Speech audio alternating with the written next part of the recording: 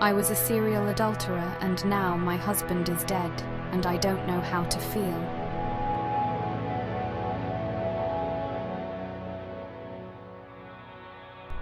In the aftermath of Chris's passing, life became a surreal blend of bleak greys and faded memories.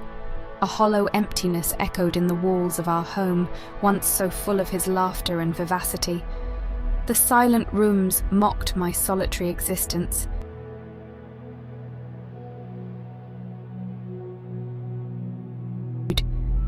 Everything was a painful reminder of him. The dent on his side of the bed, the unfinished book on the nightstand, his aftershave lingering in the bathroom. They whispered tales of a life once shared and now lost. But with his absence also came the shadows.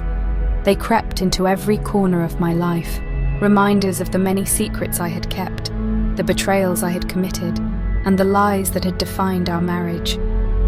Chris may have left, but he unknowingly left behind my accusers. The worst part was the knowledge that he had departed this world loving a facade. He loved an idea of me, one untainted by the sordid truths of my life.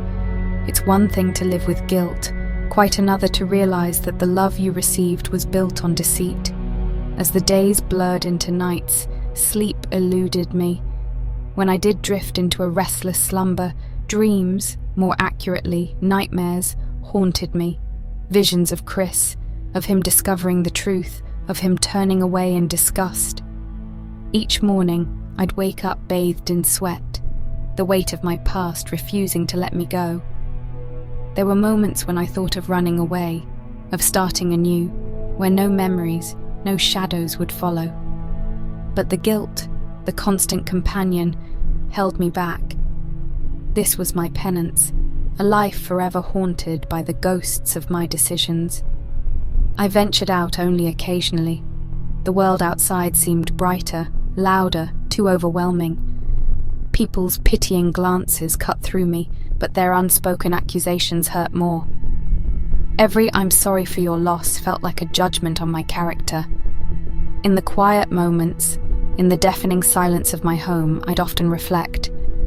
I tried to fathom why I sought the thrill of another's touch, the allure of a forbidden tryst. Was it the escape, the validation, or was it simply a symptom of a deeper ailment, a need to self-destruct, to sabotage my own happiness?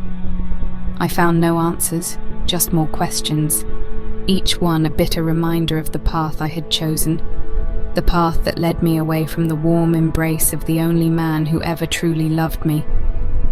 There were nights when I'd sit in his study, surrounded by his books, his notes, his world. I'd pore over his writings, trying to find a piece of him. One particular diary entry stood out.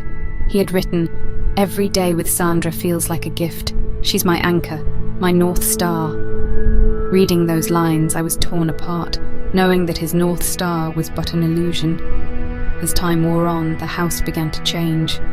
The once familiar walls seemed to close in, each room holding its own set of memories, its own set of accusations. It became a prison of my own making. The irony was not lost on me. Chris had left me, yet I remained tethered, chained by my own actions. I live now in the shadow of my past, each day a stark reminder of my indiscretions. A life that once promised joy now serves as a testament to my betrayals. Chris is gone, but his memory and the weight of my actions will forever be my companions.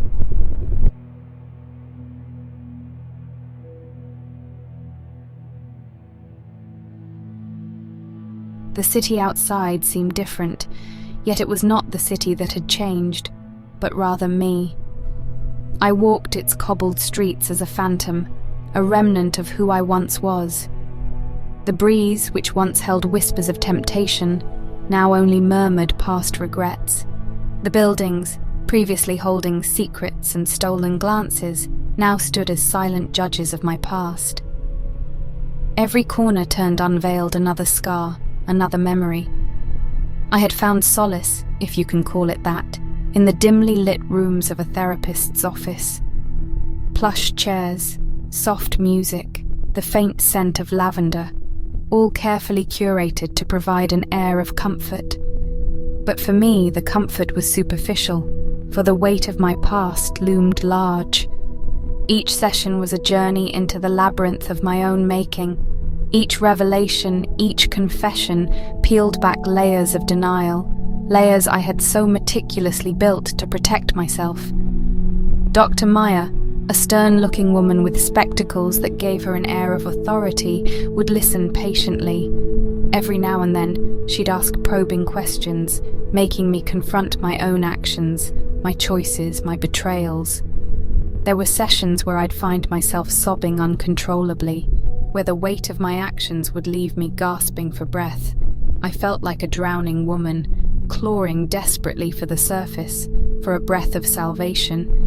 It was in these sessions that I came face to face with the woman I had become. The reflection was hardly recognizable. A woman driven by impulses, by an insatiable need for validation, for the thrill of the chase, the high of conquest. I often wondered what had led me down this path. Was it some childhood trauma, a buried memory, or was it simply a flaw in my character, an inherent darkness that pushed me towards self-destruction? Dr. Maya, in her infinite wisdom, suggested it was a mix of all, a cocktail of past experiences, choices, and perhaps a predisposition. She emphasized that understanding the root was essential, but equally crucial was the journey towards acceptance, towards forgiveness. But how does one forgive oneself? Especially when the ghosts of the past refuse to be silenced. Every stolen moment, every secret rendezvous, they all played in a never-ending loop in my mind. And then there was Chris. His memory was both a balm and a wound. The genuine moments we shared, the love he gave so freely, only made my betrayals even more stark, even more damning. Over time, and with Dr. Maya's guidance, I began to find a semblance of peace. Not the peace of absolution, for I knew that was beyond reach, but rather the peace of acceptance.